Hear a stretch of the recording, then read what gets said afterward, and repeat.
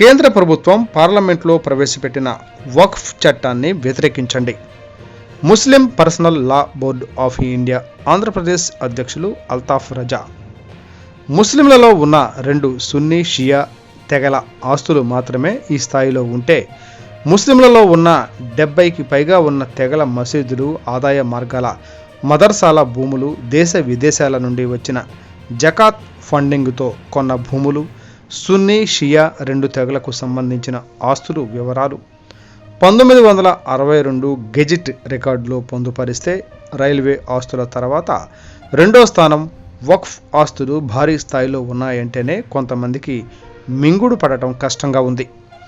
ముస్లింలలో ఉన్న చాలా సంఘాలు, చాలా జమాతులకు సంబంధించిన ఉన్నటువంటి తెగలు, మసీదులు, వారి ఆస్తులు, వారి మదర్సాలు, వారి ఆదాయ వ్యవహారాలు అన్నీ వక్ఫ్లో చేరినట్లయితే ఎంతోమంది పేదవారికి మేలు జరిగేది.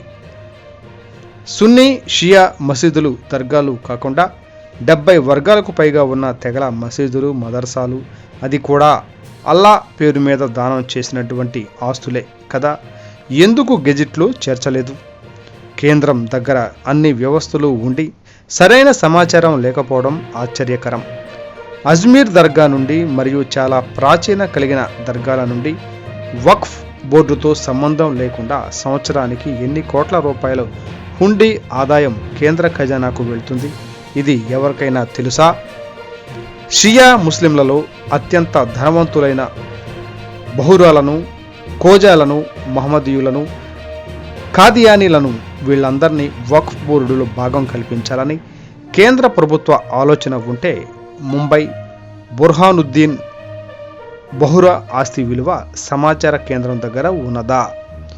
చనిపోగానే స్వర్గాన్ని కొనుక్కునే సంప్రదాయం ఉన్న బహురా ఎన్ని లక్షల కోట్ల రూపాయలు ఇచ్చి స్వర్గాన్ని కొనుక్కుంటారో కేంద్రానికి తెలుసా? బహురా జాతిలో పేదరికంలో ఎవరైనా ఉంటే ఆ సంస్థ అతను పేదరిక నిర్మూలనకు వడ్డీ లేకుండా ఎన్ని లక్షల రూపాయలు దానం చేస్తుందో కనీస సమాచారమైనా ఉందా? వక్ఫ్ అంటే అల్లా ఆస్తి. 1962 గెజిట్లో సున్నీ షియా ఆస్తులు మాత్రమే ఎందుకు ఉన్నాయి? మన భారతదేశాన్ని పరిపాలించినటువంటి ముస్లిం రాజులు సున్నీ షియా తెగలకు సంబంధించిన వారు మాత్రమే పరిపాలించారు. దేశంలో ఉన్న ప్రతి మసీదు, మదర్సా వారికి సంబంధించిన భూములు, కాంప్లెక్స్, ఆదాయ మార్గాలు ఇవన్నీ అల్లా పేరు మీద ఎందుకు ఇచ్చినవి కాదా? కేంద్ర రాష్ట్ర ప్రభుత్వాలకు చిత్తశుద్ధి ఉంటే పార్లమెంటులో చట్టాన్ని అమలు పరచండి.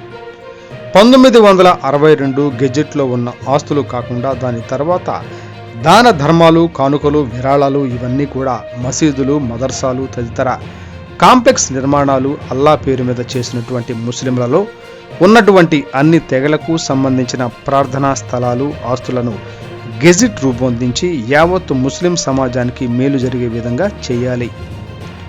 పేదరిక నిర్మూలనకు, ముస్లింల సంక్షేమానికి మేలు చేసే విధంగా చట్టం అమలు చేసినట్లయితే ముస్లిం మైనారిటీలందరూ దూదైకులు, నూరు భాషలతో సహా భాగస్వాములుగా మారి యావత్తు ముస్లిం సమాజానికి, వారి సంక్షేమానికి ఎంతో దోహదపడుతుంది.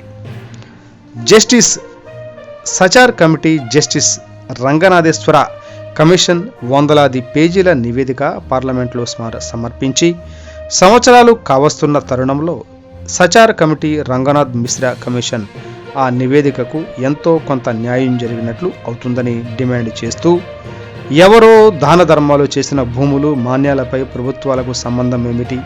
దానిపై అది ఏ మతానికి సంబంధించిన దేవుడు ఆస్తి అయినా, దేవుడి దీపారాధనలు, అక్కడ వచ్చే భక్తులు సౌకర్యం కోసం అన్నదానాలు, పూజల కోసం ఇచ్చే కానుకలపై అనవసరమైన జోక్యం చేసుకొని దైవ ఆగ్రహానికి గురికాక తప్పదు.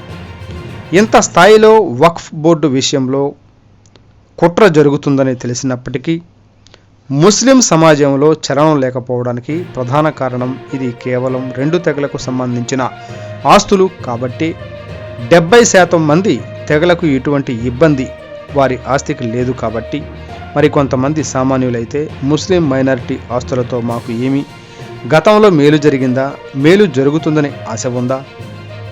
ముస్లిం మైనారిటీ ఆస్తులతో ఎక్కువ లాభం పొందింది 100% ముస్లిమేతరులే.